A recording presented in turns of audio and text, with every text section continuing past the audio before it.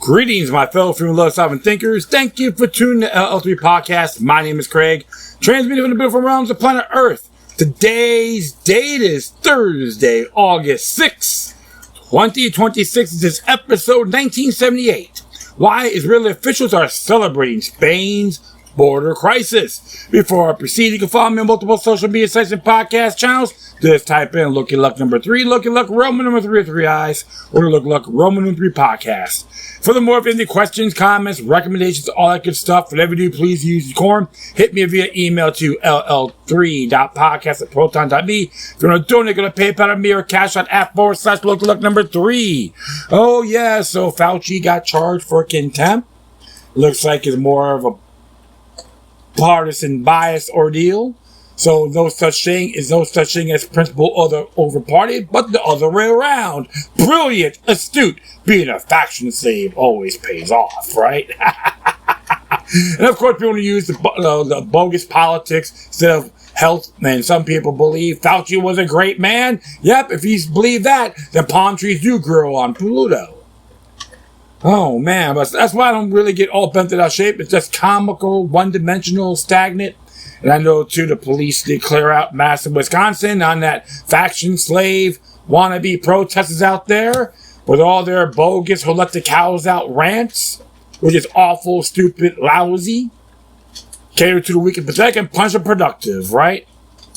Oh, man. You got union officers acting like managerial agents, according to one incident that happened in New York City. It just really dawns on me, everything being watered down, pathetic, entitled. All these glam people out there believe they're above everyone else. And they have to, soon they realize blowback's a bitch, right? Absolutely. I know there was a case about the National Firearms Act was considered unconstitutional. I read that yesterday in the Epoch Times. I'm like, good. It's just another step. Because why get licenses to own machine guns and all that, right? Some people just still believe the state knows best, right? Come on. Wow. But, I was seeing that little video press conference with James Fishback in reference to Brian Donalds and Corey Mills allegedly getting involved in some sex trafficking allegations, which is still under investigation. And to be honest, Brian Donalds, come on. If you want to be a governor, fight, debate with your opposition in that party. If not, just drop out, because if you believe you're entitled, you're not. You're nothing without the people of Florida. Well, because you got all this money from foreign agents, you believe, and everything should revolve around you. And, it really gets me because his voting record was excellent overall. There's a few areas I'm not too fond of as a congressman. But don't walk in here saying, I'm Brian Donalds. I'm going to be governor. Don't have to debate with anybody. Pretty pretentious, you can say, right? You all know politics is a dirty entity. Well, speaking of that, which people will say they could criticize and celebrate, but if we do it to them, they consider anti-Semitics, anti-Semites, bigots, and so forth. So, we're going to be reading here from Jose Nino, josenino.org, Jose Alberto Nino. I do admire his content, believe it or not. And this one came out earlier this morning, but I'm going to read it today. It says here, why Israeli officials are celebrating Spain's border crisis. Around 50,000 to 60,000 migrants poured across the frontier of Morocco into the Spanish North African enclave of Ceuta in late July 2026, flooding the narrow strip of land and leaving Spanish authorities visibly overwhelmed. The worst crossing event since the May 2021 crisis, the images were horrifying enough to command the attention of the entire Western world. Yet, as European governments debated emergency responses and humanitarian obligations, strikingly different mood took hold among certain Israeli public figures. Rather than extending any gesture of sympathy toward a NATO nation confronting a border catastrophe, some of the most prominent voices in Israeli politics seized the moment with barely concealed satisfaction. That reaction, far too visceral to be explained by the politics of any single news cycle, points toward something older and more elemental. A civilizational antagonism between Spain and Israel that has been accumulating across centuries, tracing its origins all the way back to the fires of the Spanish Inquisition. The glee was immediate and ambiguous. National Security Minister Itamar Ben-Gvir went straight to social media tweeting, "My congratulations to the President of Government of Spain, Pedro Sanchez, for his profound commitment to welcoming immigration and human diversity. As someone who demonstrates great concern for Hamas and the residents of Gaza, I call on you to translate words into actions, open the doors of Spain, and grant refuge to the residents of Gaza who seeks to emigrate.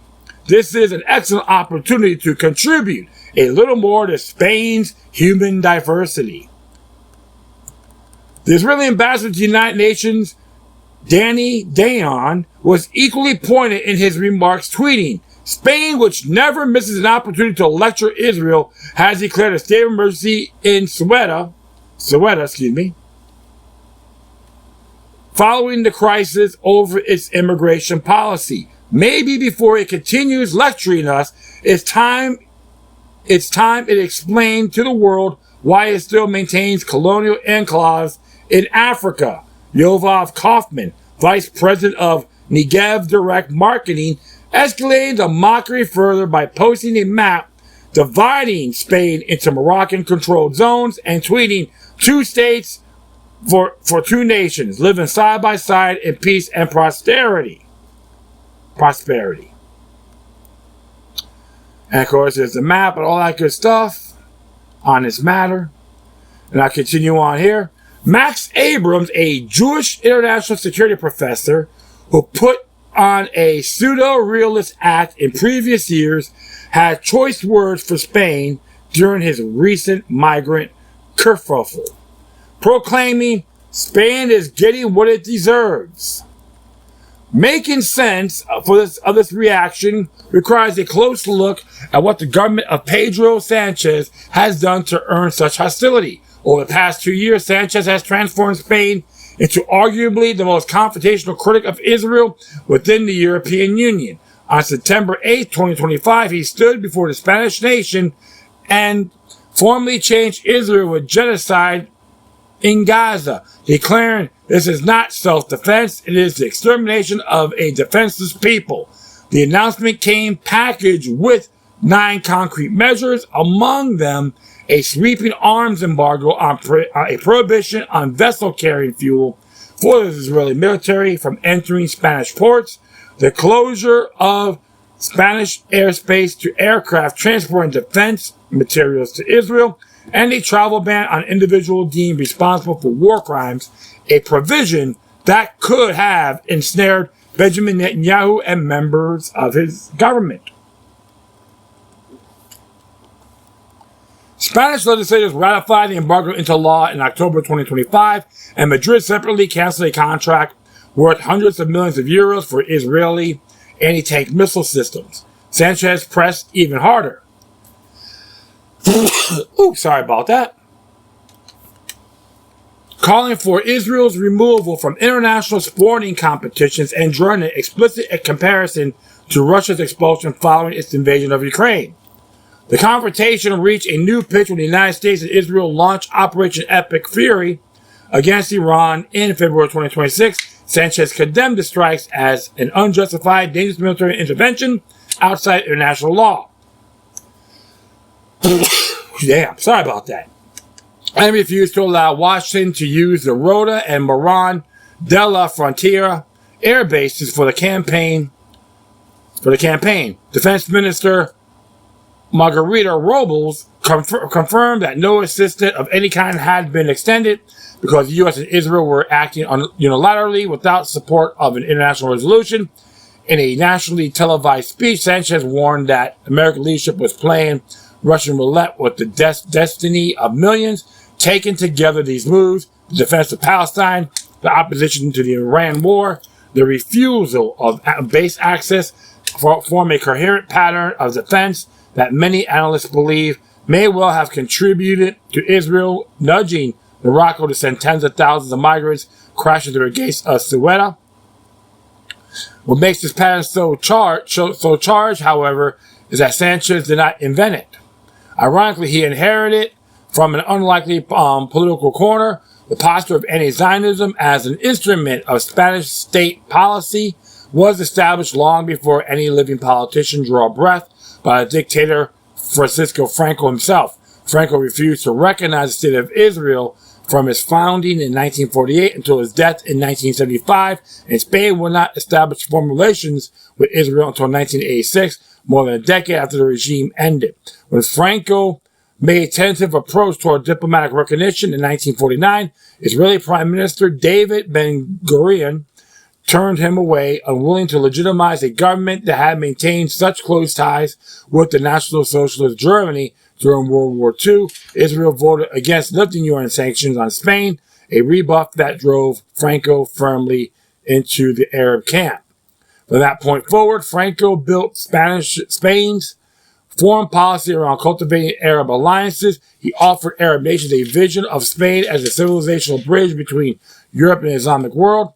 The Palestinian Liberation Organization opened an informal representative office in Madrid in 1972 under Franco's watch, and Spain voted consistently in the PLO's favor at the United Nations.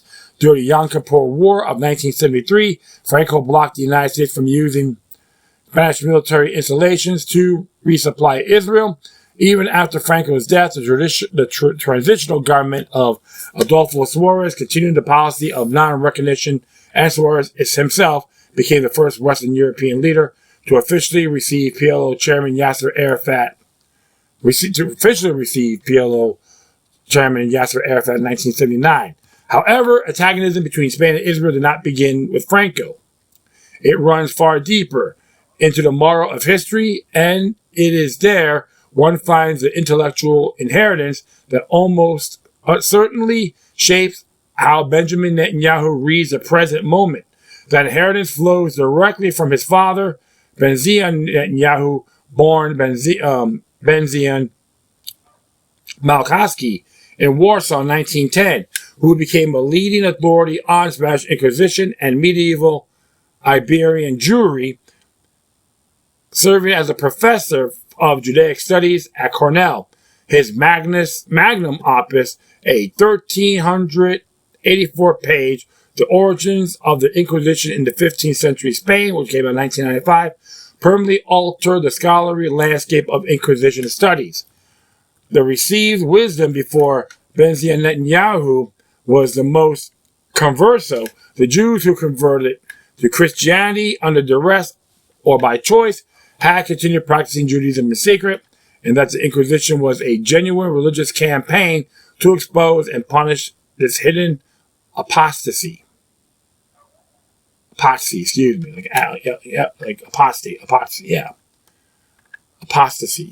apostasy, yep. Okay, sorry about that. Sometimes I get tongue-tied now and then. Netanyahu demolished that framework, drawing more than 100 Hebrew texts overlooked by prior scholars, including rulings by North African rabbis who concluded the conversos were genuine Christians, not secret Jews. He argued that the majority of conversos had made sincere conversions and that the Inquisition's campaign against them was driven not by religion but by racial hatred, a persecution of people perceived as an impure bloodline regardless of their faith. He even noted that contemporary Jewish writings contain cold-blooded assertions that the Marinos got their due, an open manifestation of the glee over their fall, a posture that would have been inconceivable had those same Jewish observers believed the conversos were secretly their own. If the conversos were genuine Christians, then the Inquisition could not have been what the church claimed it was. The elder Netanyahu's conclusion was unsparing. The tribunal was not a religious institution rooting out heresy, but, as he declared, a racially motivated political apparatus designed to destroy conversos. As early as his 1953 biography on Don Isaacs Abravanel, he described what was unfolding in 15th century Spain as a bitter and full-fledged racial war under the cover of religious agitation. Netanyahu underscored that the Inquisition's program targeting the decadence of Jews who had converted to Christianity during the rise of 1391 and across the 15th century constituted the most radical anti-Jewish measure taken at any time in the Middle Ages. The Inquisition's real purpose, he argued, was not to eradicate a Jewish heresy from the midst of the Marrano group, but to eradicate the Marrano group from the midst of the Spanish people. Rather than search for a genuine apostate, the institution was constructed to legitimize an ethnic purge, engineering to protect old Christians from competition with the new.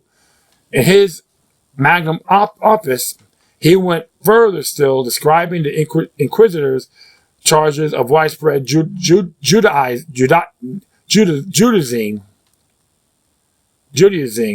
as atrocity, propaganda, and big lies, and their radical theories at the focal point from those dedicated to exterminating the new Christians. At the heart of this racial machinery was a doctrine of Licencias Sangre, or purity of blood, which decreed the Jewish lineage rendered a person permanently impure regardless of sincere Christian faith. Netanyahu traced his ideology to the City Council of Toledo Statute of 1449 and argued it represented a form of proto-racism whose consequences would extend for centuries, drawing explicit parallels between racial anti-Semitism of late medieval Spain and that of Nazi Germany. He identified King Ferdinand of Aragon, not Queen Isabella, as the Inquisition true architect. Ferdinand's motive, in Netanyahu's telling, was not religious conviction, but real politics, an attempt to forge a political alliance with anti-conversos forces and consolidated royal power. Most significant for the present moment, Benjamin Netanyahu refused to confine responsibility for the Inquisition to the church or to the crown alone. He described the antagonism between old Christians and new Christians as a structural feature of Spanish social life that produced a bitter, full-fledged racial war under the cover of religious agitation, implying that Spanish society at large, not merely the clergy or the crown, harbored and acted upon deep racial enmity toward Jewish descended people. A Spanish academic analysis of his legacy concluded that his scholarship placed responsibility for the Inquisition in Spain, its king, and its entire society, rather than attributing it exclusively to the Catholic Church. Professor Ignacio Molina, director of the Department of Political Science and International Relations at the Universidad Autónoma de Madrid, has gone further, arguing on X that Netanyahu and his family have always felt an anti-Spanish prejudice, a judgment that he notes has acquired greater visibility in the current context of political tension between Israel and the Spanish government, and that extends to the next generation. Molina observed that the fixation on Spain has been inherited by his son Yair, who has alluded for the idea of free and occupied Arab Islamic lands in Ceuta and Melilla. Yeah, okay, cool. In the Netanyahu family, the past does not stay in the archives. It ultimately shapes how they view Madrid in the present. The exploitation of Ceuta migration crisis serves as a stark reminder that modern Spanish-Israeli relations are filtered through the lens of deep-seated ancestral grievances held by many Jews. Hostility directed toward Madrid is an expression of a long-held personal enmity that treats current political insults as echoes in ancient persecutions. This is not a dispute that can be settled with standard diplomacy, as the Jewish actors involved are driven by a perceived moral obligation to advance historical sites. Consequently, Spain should anticipate a sharp pivot from diplomatic rebuke to active sabotage. Expect Israel to utilize its formidable reach to fund subversive political elements such as the Vox Party, or execute silent, targeted maneuvers aimed at crippling the Spanish political establishment from within. When such a petty bunch is empowered, there is no limit to the skullduggery world Jewry can achieve. Interesting point. So, one thing I always say is it's all been done by design, all part of the global order agenda. Rothschilds don't matter, but it's been going on for a very long time. And I won't call these people Jews. They're ginos, the synagogue of Satan. But when it comes to October 7th, when people celebrate that, those same Dinkleberries will say, you're being an anti-Semite. And I'll make this very clear. I renounced what happened on October 7th, 2023. I know in good faith. I am convinced, beyond a reasonable doubt, until more information came out. I think I almost double speaked, and I do apologize. It was set up. It was to make it happen intentionally, and all the information coming out, including IDF soldiers testifying at the Knesset that they were told to stand down for a good period of time. Plenty of information out there. You can look it up for yourselves, man. It is insane. And those bastards that believe they're happy with what happened, like I said, they're nothing more than synagogue of Satan attributes. And those individuals you want to avoid because they are going to curse themselves.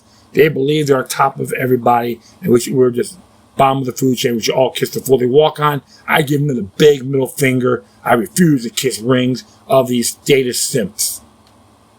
Well, that's all I got to say about this. I would love to hear from you. That will be it. Thank everyone for listening. Plus, feel free to download and share throughout your social media networks. If you have questions, comments, recommendations, all that good stuff, whatever you do, please use decorum. Hit me via email to ll3.podcast@proton.me. I will leave a footnote of this article so you guys can read it for yourselves. If you want to donate, go to PayPal to me or Cash App /local3. If you support Jose Nino's work, the links will be there, including buy him coffee. I always, like I said, I always admire his work, and he needs a little support. You trust me, folks, you'll thank me later. Once again, thank you for your time. Plus, always remember that the demoniac resistance is healthy for the soul and can liberate humanity. So next time, take care of yourselves, keep on spreading love, and may your guardian spirits be with you.